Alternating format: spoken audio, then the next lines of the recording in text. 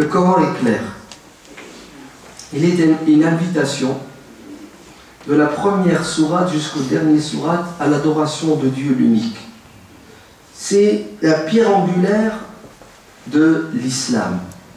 Adorer Dieu et adorer Dieu seul, sans rien ne lui associer. C'est pour cela, Dieu dans le Coran dit « Qul ya ahlal kitab » dit « Ô toi prophète, ô toi musulman » aux autres qui croient en Dieu. Le Coran les nomme les gens du livre parce qu'ils ont reçu une révélation. Invite-les à quoi? À la discussion et au dialogue. Car le Coran est le livre du dialogue par excellence. Le verbe qui est le plus cité dans le Coran, c'est le verbe dire à toutes les formes. Je dis, tu dis, il a dit, nous avons dit, nous disons, vous dites, à tous les temps et à toutes les formes. Le verbe dire, qui exprime l'échange verbal entre les êtres humains, c'est le verbe qui revient le plus. Parce que s'il n'y a pas de dialogue entre les êtres humains, il y a de la suspicion. Et s'il y a de la suspicion, automatiquement il y a du rejet. Et s'il y a du rejet, automatiquement il va y avoir de la haine. Et s'il y a de la haine, il va y avoir du conflit. Et s'il y a du conflit, après, il y a la volonté de dominer l'autre pour lui imposer sa manière de penser. Et là, on est prêt à utiliser tous les moyens, même la force physique, après la force psychologique. Et si la personne ne répond pas à notre invitation, à ce moment-là, c'est l'extermination. Faites de l'histoire et vous allez voir que c'est arrivé. Que dis-je? Faites pas de l'histoire, faites juste de l'actualité et vous allez voir que ça existe encore aujourd'hui. Tout ça, pourquoi? Parce que les gens ont oublié quelque chose de fondamental et d'essentiel qui s'appelle l'échange et le dialogue. C'est pour cela, Dieu dans le Coran nous dit « Qul », c'est-à-dire toi, musulman, tu dois te mettre debout et aller vers l'autre. Pourquoi? Pour l'inviter. L'inviter à quoi? L'inviter au dialogue.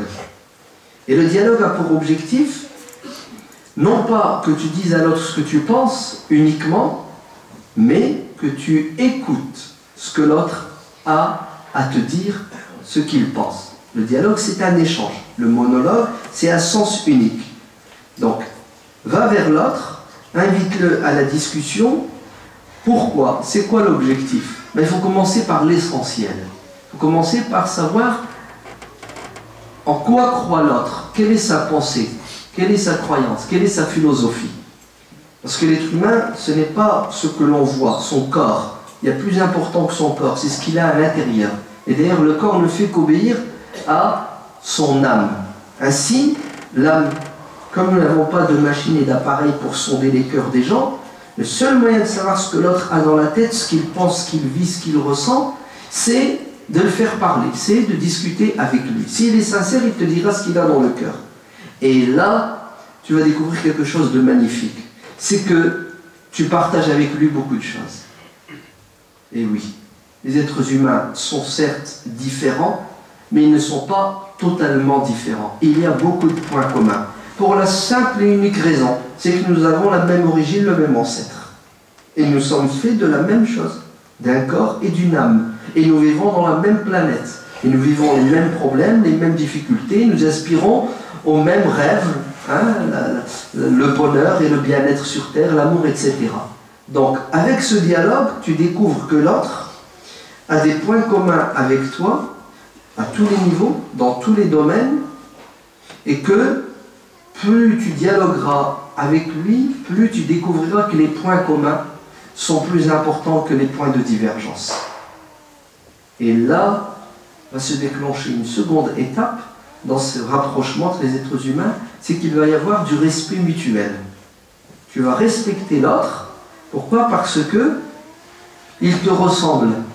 Et tu sais que si tu ne le respectes pas, il ne te respectera pas. Et tu as besoin de le respecter pour être bien dans ta peau. Il aussi il a besoin de te respecter. Et automatiquement, la convivialité, le partage va s'installer. C'est pour cela. Le dialogue est important, l'échange est important. Et le Coran nous dit, Qul, dit, Ya ahl al-kitab, ô vous autres qui n'êtes pas musulmans, venez, nous allons discuter. Et avec les gens de livre, il faut commencer par l'essentiel, ce que nous partageons, c'est-à-dire la croyance en Dieu. Et certaines personnes se trompent. Quand vous parlez à des non-musulmans occidentaux, vous devez faire attention au vocabulaire, aux mots que vous utilisez. Ne dites jamais à vos concitoyens occidentaux que vous, musulmans, vous croyez en Allah. Parce que Allah est une inconnue pour eux. Dites-leur, je crois en Dieu. Certains musulmans qui disent, non, nous croyons en Allah. Allah n'est pas Dieu. Ne tombez pas dans une polémique vaine et inutile.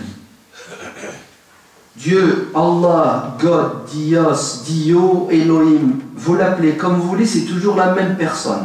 Le créateur de l'univers, avec ce qu'il y a dedans et ce qu'il y a à l'extérieur, le juste, le miséricordieux, voilà.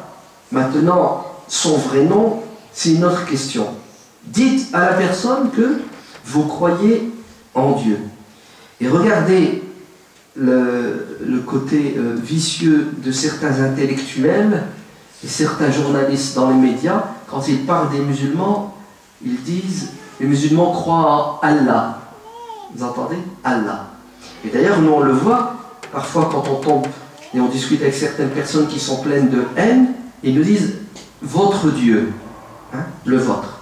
La manière de dire, on n'a rien de commun.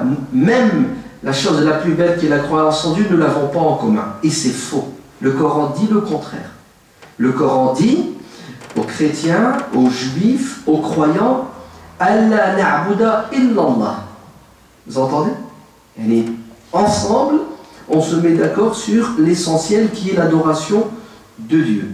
Donc nous croyons tous en un Dieu, et c'est le même Dieu. Et ce Dieu a toujours dit la même vérité de tout temps, parce que Dieu est un. Donc, ce que Dieu dit est unique. C'est-à-dire c'est une vérité qui est unique. Et Dieu dit quoi aux êtres humains? Il leur dit deux choses. Il leur dit pourquoi et comment ils doivent croire en lui et doivent l'adorer. Et deuxième volet, ce que Dieu dit, c'est pourquoi et comment vous, les êtres humains, vous devez vivre ensemble pour gagner ensuite le paradis céleste. Voilà. Vous résumez le message divin à ces deux choses. Ta relation avec Dieu, la relation verticale, et ta relation avec les créatures de Dieu. Les humains, la faune et la flore, etc. Mais on met l'être humain au centre. Pourquoi, comment croire en Dieu? Pourquoi et comment vivre avec tes semblables? Et ce message divin nous a été transmis par qui? Par les prophètes, les messagers, les intermédiaires entre Dieu et nous. Dieu a choisi des êtres humains, il leur a parlé, et ces êtres humains ont parlé aux autres. Et les prophètes, il y en a eu autant qu'il y a eu de peuplades, qu'il y a eu de nations. Et ces prophètes puisent leur savoir de la même source. Donc, tous les prophètes ont enseigné la même chose. وَمَا كُنْتُ بِدْعًا مِنَ الرَّسُولِ. Dieu dit dans le Coran, à travers la bouche de son prophète Mohammed sallallahu alayhi wa sallam, je ne suis pas un innovateur, je ne suis pas différent des prophètes qui m'ont précédé. Ce que je vous dis, c'est exactement ce qu'ont dit mes frères prophètes, Jésus, Moïse, Jean-Baptiste, Zacharie, Salomon, David, Abraham, Isaac, Noé, etc. Nous sommes une chaîne qui commence avec Adam et qui se termine avec Mohammed, que la paix soit sur eux tous. Ces prophètes ont transmis le même message et ils sont tous, sans exception, des gens qui confirmaient le message précédent. Ils ne sont pas venus le détruire. C'est-à-dire, je viens vous faire le rappel. Vous entendez? Le rappel. C'est-à-dire, je me base sur ce que vous avez de vrai je le confirme, je le peaufine, je l'améliore, puisqu'il y a d'évolution dans les sociétés humaines. Ainsi, le musulman invite les autres à la discussion sur le fondamental et l'essentiel. Et vous allez voir, si on s'entend sur ça, et on ne peut que s'entendre sur la croyance en Dieu, la croyance au prophète, automatiquement, qu'est-ce qui va se passer? Nous allons agir et réagir à la lumière. La lumière de quoi? À la lumière de notre croyance en Dieu et au prophète. C'est-à-dire nos passions, nous allons les mettre de côté, puisque nous sommes soumis à Dieu et au prophète. Nous sommes soumis. En arabe, on dit nous sommes musulmans. Ouais? C'est-à-dire nous sommes, comme on dit malheureusement aujourd'hui, des musulmans. Nous sommes soumis. Nous sommes soumis à Dieu et au prophète, donc je ne suis pas mes passions, mes envies, mes goûts et mes couleurs passent au second plan. Ce qui importe, c'est ce que Dieu veut et le prophète. Et Dieu et le prophète veulent quoi? Ils veulent qu'il y ait entre les êtres humains de la justice. Ils ne veulent pas que l'injustice règne. Ils ne veulent pas que les êtres humains s'érigent en Dieu ou en demi-dieu, en despote ou en tyran, qui ont pour objectif l'exploitation de l'homme. Regardez, c'est écrit dans le Coran. Venez, nous allons nous mettre d'accord sur la croyance en Dieu, sans rien ne lui associer. Et troisième chose sur laquelle nous allons nous mettre d'accord, c'est quoi?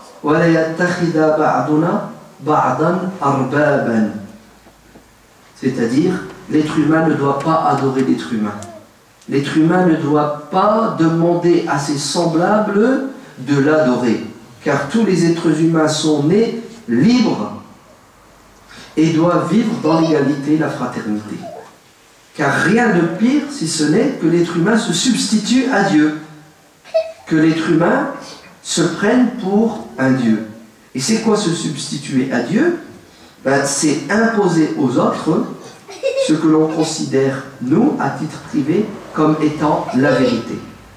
Ça ne peut pas fonctionner, ça ne peut pas marcher. Et si ça marche pendant un laps de temps, et après, les êtres humains se rebellent. Car l'être humain, c'est dans sa nature de vivre dans la liberté, et il est prêt à mourir pour rester un homme libre. Les esclaves ne restent pas des esclaves éternellement. Et la liberté réside dans ta soumission à Dieu. Ta soumission totale à Dieu. Parce que tu n'as pas le choix. Si tu ne veux pas adorer Dieu et Dieu seul, tu adoreras autre que Dieu. Et la pire des choses que l'être humain ait adoré sur terre, la pire des choses qu'un être humain ait pu adorer sur terre, vous savez c'est quoi? C'est lui-même. Hein? L'auto-adoration. Waman adallu mimman ittakhada ilahahu quoi? Hawa. Le plus égaré des êtres humains, c'est celui qui a pris comme divinité sa passion, ses envies. Ça, c'est parmi ceux qui n'adorent pas Dieu, les gens les plus aveugles. Et parmi ces gens-là, vous voyez les despotes et les tyrans. Ils sont prêts à exterminer, à tuer leurs semblables pour l'amour du pouvoir, l'amour de la notoriété, ou pour avoir des biens. Et attention, des tyrans, il n'y en a pas qu'au niveau des pays. Le tyran existe aussi dans la famille. Tu peux, en tant que père, en tant que mère, en tant que frère, être un tyran et un despote. C'est-à-dire, au lieu de laisser le bon sens, ce qui est bon et naturel, dominer, tu imposes quoi? Tu imposes ta vision des choses et tu détruis les autres s'ils ne veulent pas se soumettre à toi. Donc, je résume. Le dialogue est fondamental. S'il n'y a pas de dialogue, automatiquement il y a de la suspicion et ça se termine par quoi? Par le conflit et l'extermination.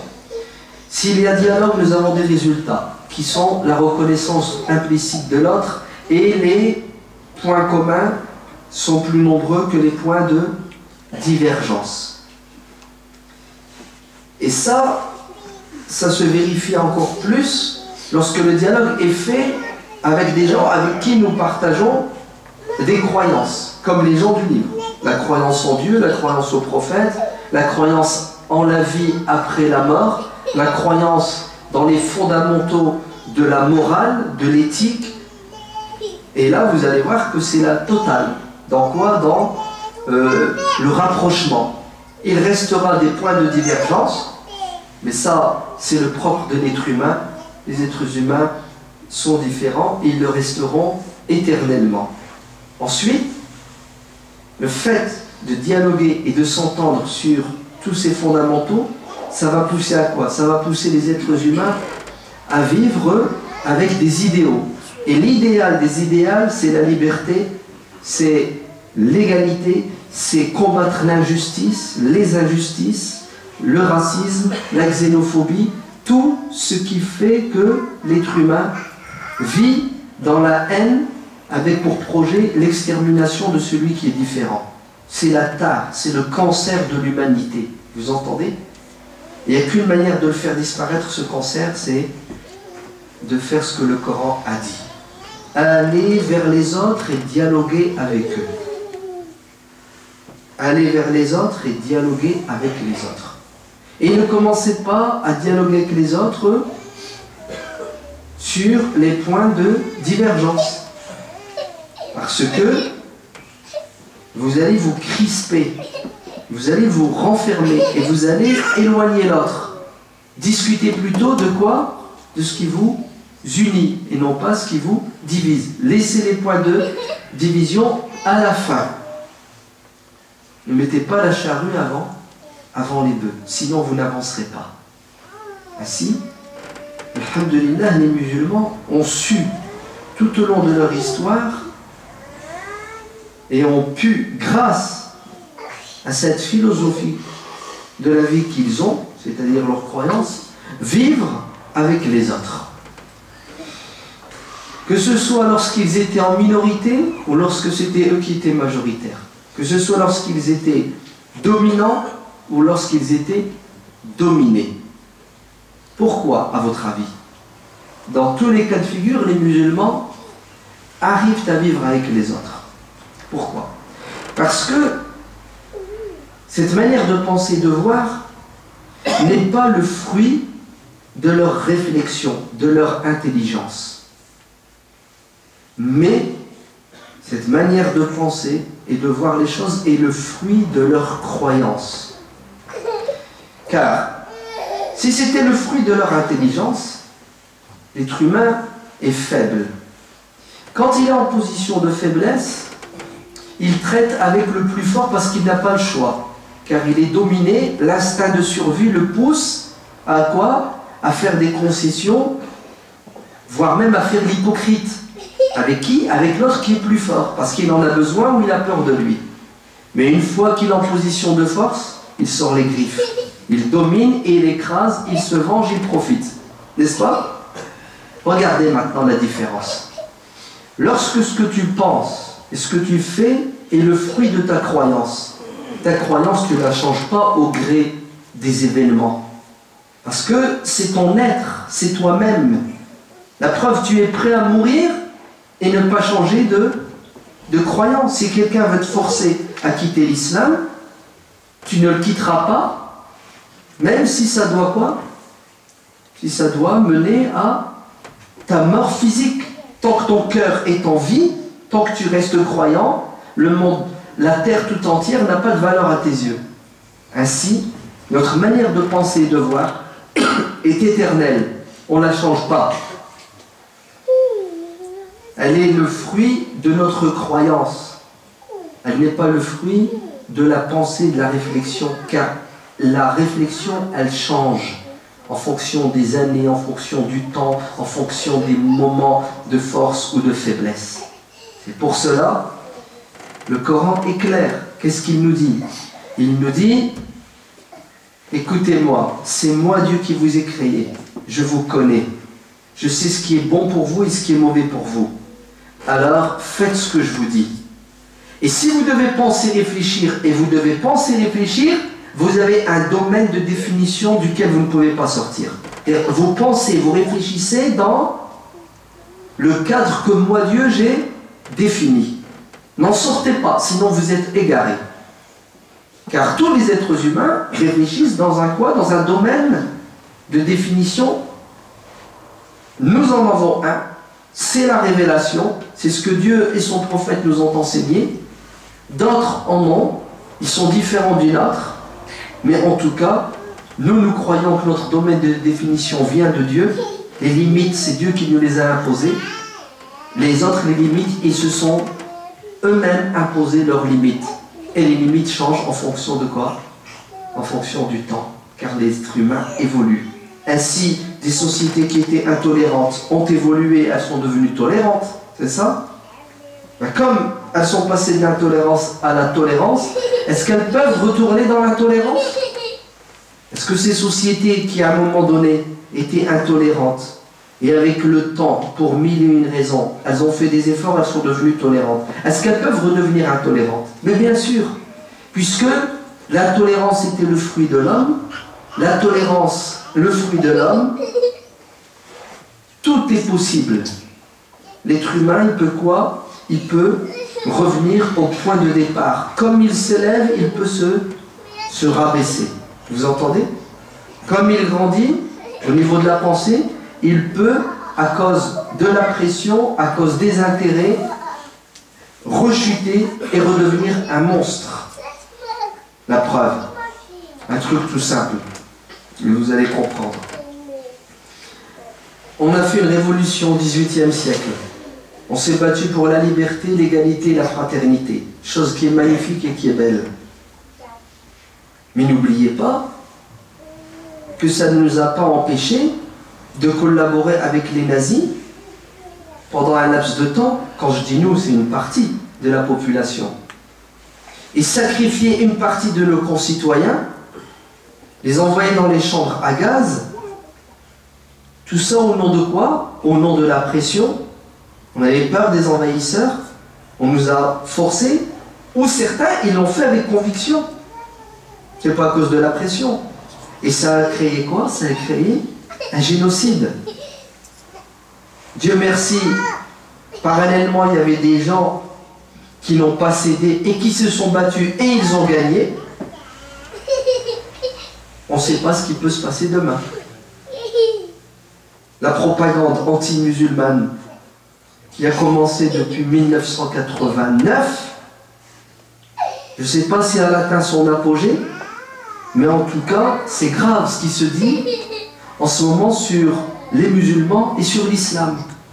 Et ça développe la haine de l'islam et des musulmans dans notre pays, dans notre Europe.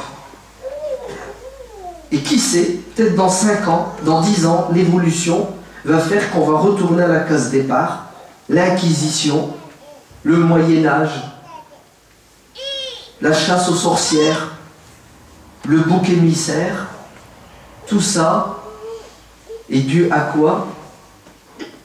Et on va à nouveau remettre la faute sur nous-mêmes, peut-être que ça va nous faire bouger. C'est dû au fait qu'on ne dialogue pas assez. C'est dû au fait qu'on ne fait pas le pas vers les autres. C'est dû au fait qu'on n'invite pas les autres. Vous entendez? Quelqu'un avec qui tu as des relations, quelqu'un qui te connaît, il finit par t'estimer. Il devient ton ami, il ne sera pas ton ennemi. Et un des objectifs, et on l'a dit, on ne cessera de le dire, de ceux qui ont déterré la hache de guerre et qui veulent découper du musulman, un de leurs objectifs, vous savez, cette propagande, vous savez, c'est quoi? C'est d'éloigner les gens, c'est de créer des groupes, des communautés. Au lieu que les gens vivent ensemble, ils veulent créer des groupes qui se croisent, qui se frottent, hein, et l'explosion. Et ça, c'est dangereux, c'est interdit. Notre prophète sallallahu alayhi wa sallam n'est pas tombé dans le piège. À la Mecque, il y avait la même propagande anti-prophétique.